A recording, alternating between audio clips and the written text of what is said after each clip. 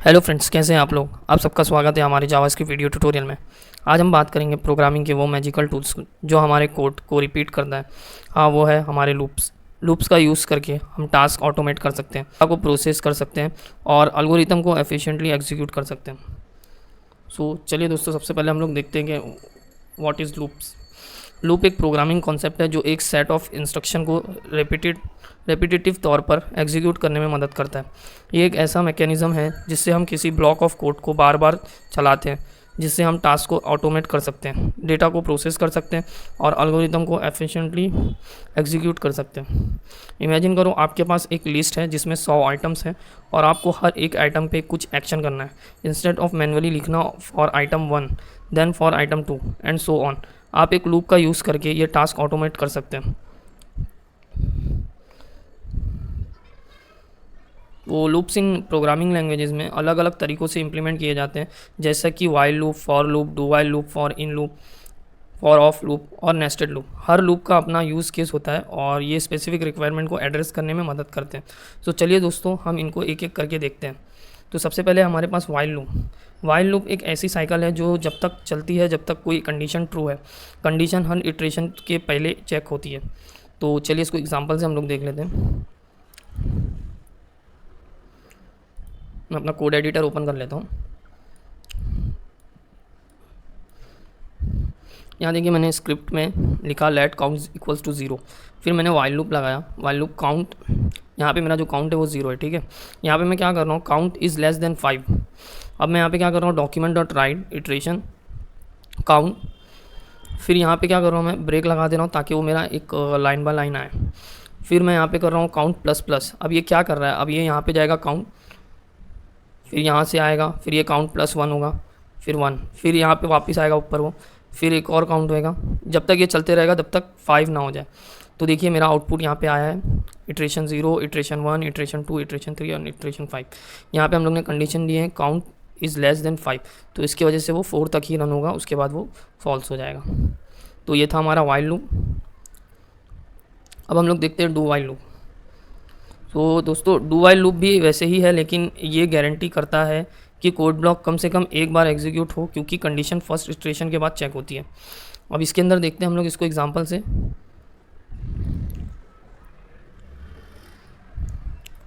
देखिए यहाँ पे क्या हो रहा है, सेम एज इट इज़ मैंने लेट काउंट वैसे ही लिया 0। फिर यहाँ पे मैं क्या कर रहा हूँ, डू, फिर document dot right iteration plus count. अब मैं यहाँ पे क्या कर रहा हूँ, पहले मैं उसको यहाँ पे कोड लिख ले रहा हूँ कि जो मेरा कोड है, ठीक है, काउंट प्लस प्लस। देन उसके बाद मैं यहाँ पे उसको कंडीशन दे रहा हूँ while count is less than 5। तो आप देखिए अभी भी वैसे ही रन होगा जैसे पहले हुआ था, बस इसकी कंडीशन हम लोग बाद में लिखते हैं। वहाँ वाइल में हम लोग कंडीशन पहले देखते हैं, बाद में ब्लॉक ऑफ कोड लिखते हैं। अब यहाँ पे हम लोग पहले ब्लॉक ऑफ कोड लिख लेते हैं, उसके बाद हम लोग उसको कंडीशन देते हैं। तो देखिए यहाँ पे मेरा प्रिंट हुआ iteration 0, iteration 1, iteration 2, iteration 3 and iteration 4। तो ये था डू वाइल लूप। अब हम लोग आते हैं फॉर लूप पे। तो दोस्तों, फॉर लूप का use specific number of times iterate करने के लिए होता है। इसमें इनिशियलाइजेशन, कंडीशन और इंक्रीमेंट डिक्रीमेंट एक्सप्रेशन होते हैं। तो अभी इसको भी हम लोग एग्जांपल से देख लेते हैं। देखिए यहाँ पे मैंने फॉर लूप लिया, फिर मैंने लिया लेट आई, इसी के अंदर मैं इसको डिफाइन कर रहा हूँ, ठीक है। वेरिएबल इसी के अंदर डिक्लेयर कर रहा हूँ, आई 0 है, ठीक है। आई कब तक चले, जब तक उसकी वो लेस देन 5 ना हो।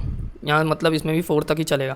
फिर यहाँ पे मैंने कंडीशन दे दिया आई प्लस प्लस। अब मैं क्या कर रहा हूँ, अब मैं यहाँ पे अपना कोड लिख रहा हूँ, डॉक्यूमेंट डॉट राइट, फिर यहाँ पे मैं आई को प्रिंट करवा रहा हूँ, ठीक है। अब देखिए मेरा कोड कैसे दिखेगा, iteration 0, iteration 1, iteration 2, iteration 3 and iteration 4। तो दोस्तों, ये था मेरा फॉर लूप। अब हम लोग आते हैं फॉर इन लूप पे।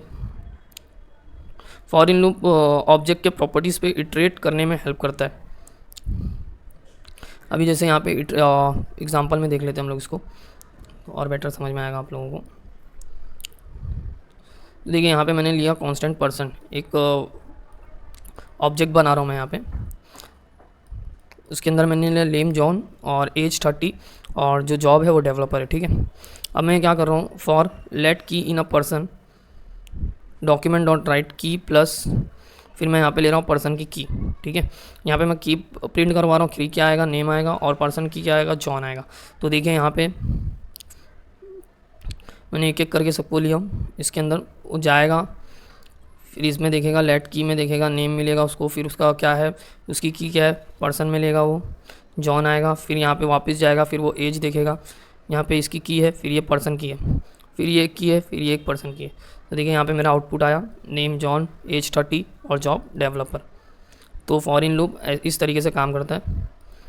अब हम लोग देखते हैं for of loop. For of loop iterable object जैसे कि एरे और स्ट्रिंग के वैल्यू के साथ काम करता है। अब इसको भी हम लोग एग्जांपल में देख लेते हैं।